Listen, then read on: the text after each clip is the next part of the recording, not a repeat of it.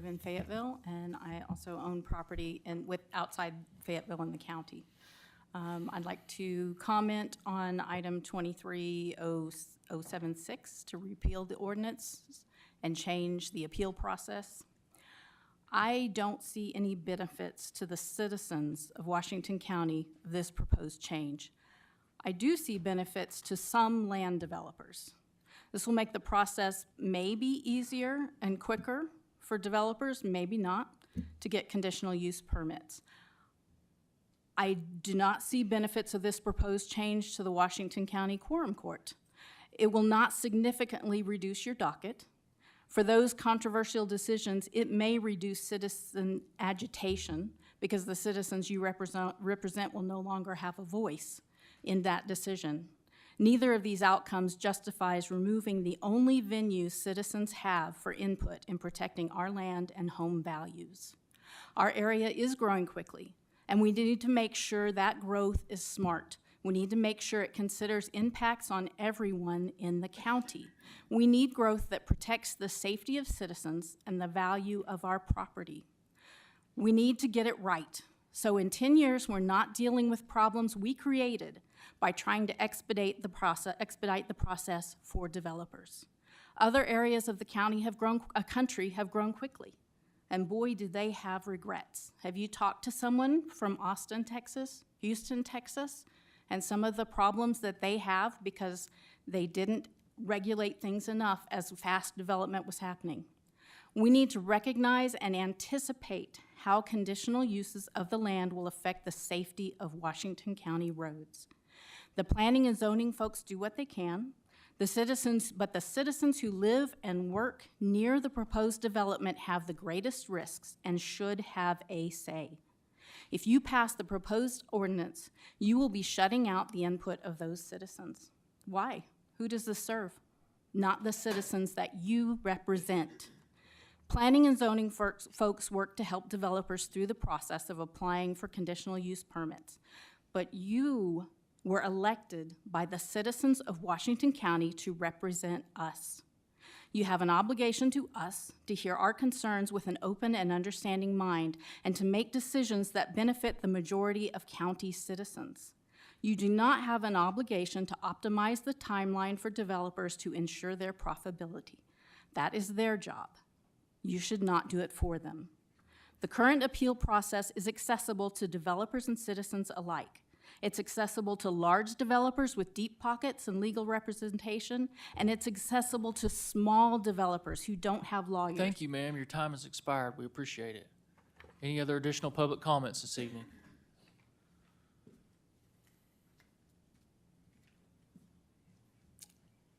Yeah, my name is Alan Langford, and I live on 14685 Greenboro Road in Fayetteville. A lot of the people that are here live on the same road that I do, and one of the issues that we have, and the reason we're passionate about this, is we have an illegal dirt pit operation going on our road right now. And I don't know that it really does any good to create new ordinances when you don't seem to have the ability to enforce the ordinances that already exist. This particular company was denied a cup and has appealed it, went to circuit court. They were denied there, and they're in operation, and the county says that they can't do anything about it, even though it violates an ordinance that's already on the books. So maybe the time should be spent being able to figure out a way that you can still approve land use, but be able to actually enforce whether someone operates or not, because that's the kind of stuff that will go on. If it's a board that's just appointed by the county judge and it's his group and nobody really has any say-so, then this particular situation, the guy's got a lot of money, and now the burden is put on individual citizens to try to team together to pay for any legal defense and fight it on their own when we already pay taxes. And that's what part of the county tax is to protect the citizens and not just protect a business owner. So I'm opposed to it. That was all. Thank you, sir. Additional public comments?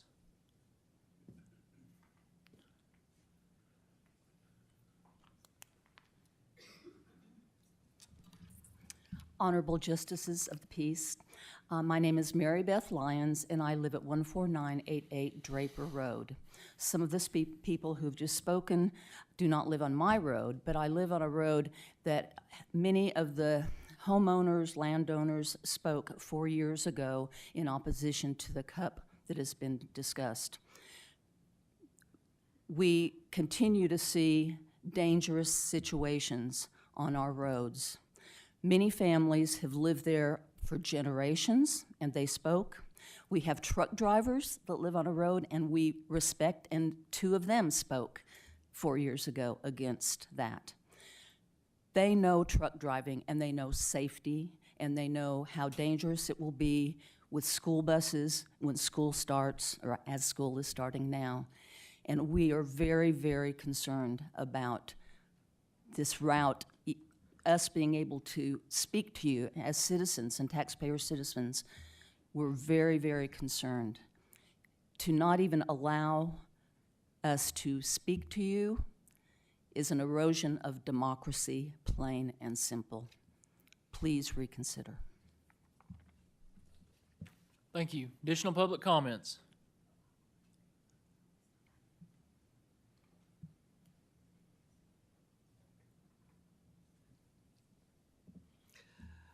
My name is Lowell Grisham. I live at 310 North Washington Avenue here in Fayetteville.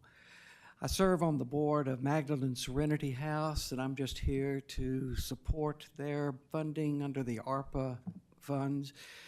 Nonprofits like Magdalene Serenity House serve people who were very vulnerable during the COVID crisis and do so with great service to the whole community without much asking from the public. It would be wonderful to help strengthen the work we do and to support the women that we work with for us to be given the funds from the ARPA funds. Thank you. Thank you. Additional public comments? We have about 1.5 minutes left.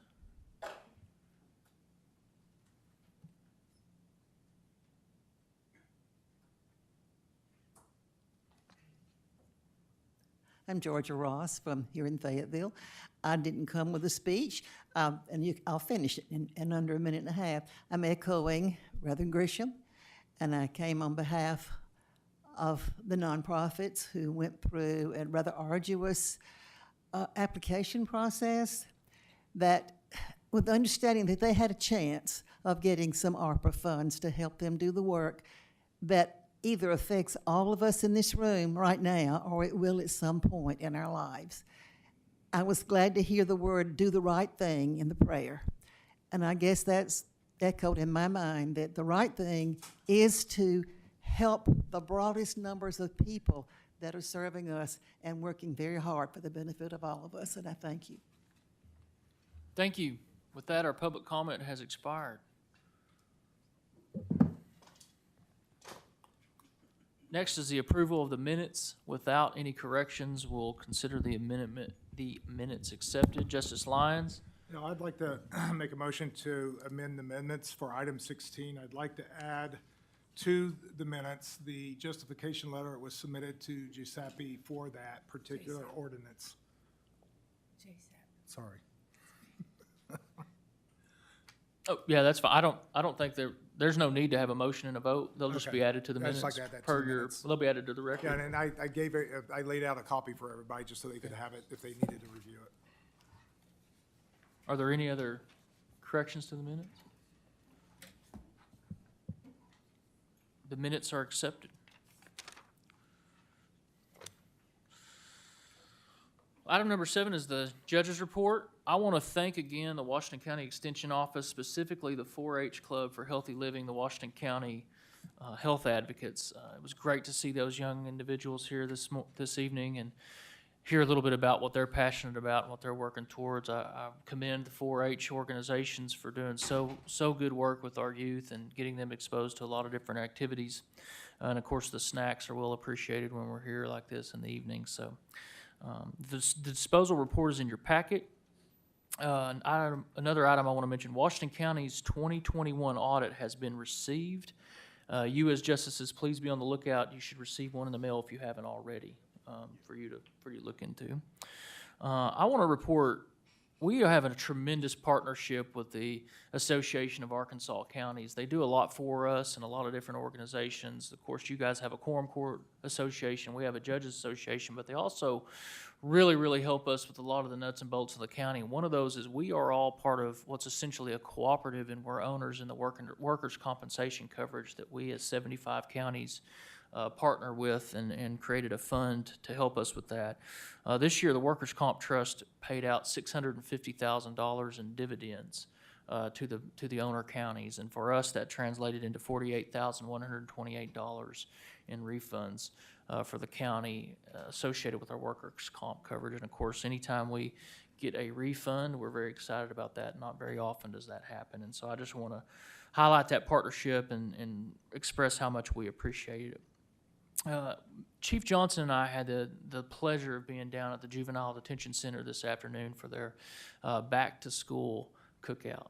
And so what we can't forget is we have juveniles in our detention center who still have to have the schooling and the access to amenities that children should have. And one of the things that we oftentimes overlook is the partnership we have with the Fayetteville Public Schools and the teachers and coaches that they provide our detention center to help out the youth that are being held there at any particular time. And I just want to once again commend Director Tinsley and his entire team for their work down there. It was wonderful to get to sit and break bread with those people and just learn more about the dedicated work they do. The one thing that stood out to me is they call themselves and their coworkers a family. And I think that's extremely important for how they work down there, and just wonderful to hear about more of their mission and their dedication to their jobs. You can tell each one of those individuals working down there has a passion for what they're doing, and that's very refreshing. Road update, you all had when we took our road tour, had the chance to view Robinson Road, which is out off Highway 16 out west of Fayetteville, and that was a major road expansion and improvement that we've been working on this summer. I can report today that is, as of this afternoon, a hard surfaced road. They put the first layer of chip seal down, and so they're going to, early next week, put the second layer down after that first layer's had a chance to cure. So just want to commend the road department. I can tell the men and women out there are extremely proud of that job. I think that's a model job for us as a county, and we want to continue to try to replicate that over the next few years and the dedication that we're putting into our road system and our infrastructure. So if you get the chance, look at that project, and if you get the chance, please give our road department a shout out. I think that it's always good to have the justices notice what they're doing and commend them for that. Emergency Operations Center, I want to give a project update for that. We have selected C.R. Crawford to be our construction manager, so they joined the team of WER architects to work on that building. I can tell that we've been blessed that we have this team together. They see this as not just, of course, a financial interest for them in terms of their business goals, but also they just have a passion to help us out for this public project. And so I appreciate that sentiment from each of those people. We are mostly finished with what they're calling the programming phase. And what that was our architects working with our team at Emergency Management, our leadership in the county, to just brainstorm and figure out what we wanted that facility to be, what we wanted it to have, what we wanted it to house, what kind of amenities we wanted.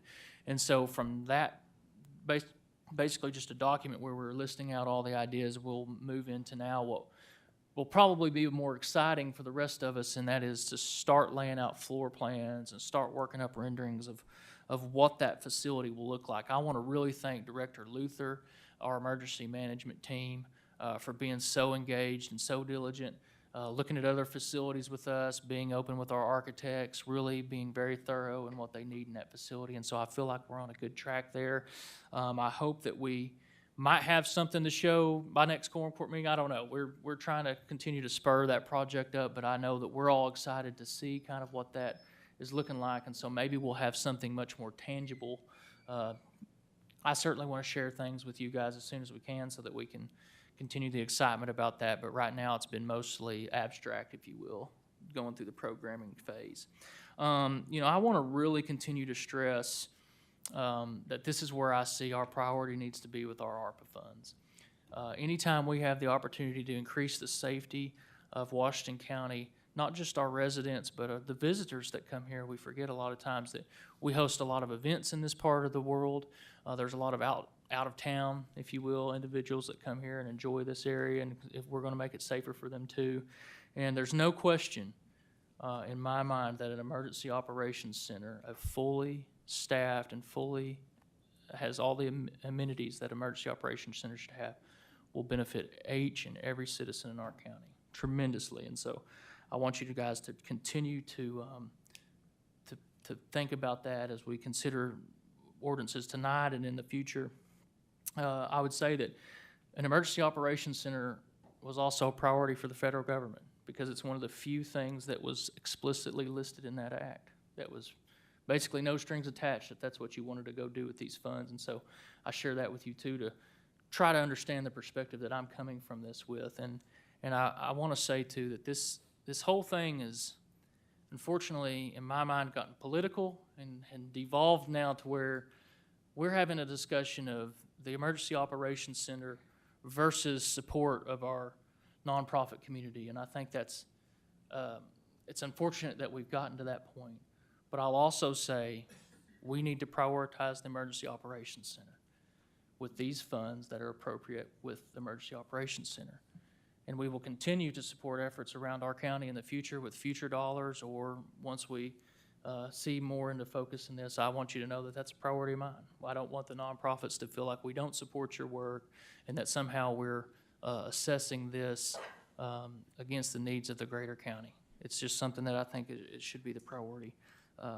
Finally, we had a meeting with the Regional Planning Commission Technical Advisory Committee this morning. I think you guys remember that a few months ago we passed 2 resolutions for some bridge projects that we would like help with grant funding from the Regional Planning Commission. One of those projects has moved forward and received the recommendation of the advisory committee, and will move next week to the policy committee, which is made up of the county judges and the mayors from the major cities in Benton and Washington County. So there'd be one final step, but to have the recommendation of the TAC committee is very good, and that's the bridge on Wheeler Road as you roll outside of Fayetteville. So we're excited about that. We think that's an opportunity for us to invest in the infrastructure in this county and use grant dollars, and it's an opportunity that we wouldn't normally have with the funds that we have as a county. Finally, we have a Washington County Board of Equalization appointment. This is the appointment, one of the appointments that the Quorum Court has, and we've been recommended to appoint Russell Reinerson to that position. So, without further questions, I'd accept a. I have a motion to accept the nomination by Justice Secchi. I believe I heard second by Justice Pond. All those in favor? Those opposed? We will accept Mr. Reinerson to the Board of Equalization, and we certainly appreciate his dedication. I believe that's it. And with that, we'll move into the new business portion of our agenda. Yes, ma'am. Justice Secchi? If I may be allowed just a few, 1 minute. The Arkansas Association of Counties had their statewide meeting in Rogers last week.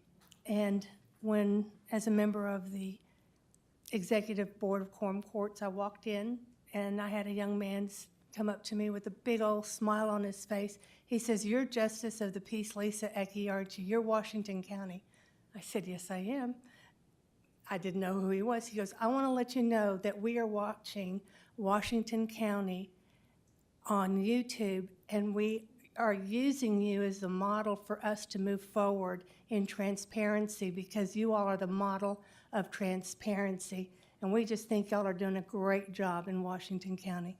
And I just wanted to report that Great. conversation. I was just thrilled to hear that. Always wonderful to receive a compliment, especially with a priority like that. With that, we're going to move into the, I said new business a while ago, I apologize. We're going to move into the unfinished business portion of our agenda, and that will be item number 8, the first one up. Counselor, will you read that by title only? Yes.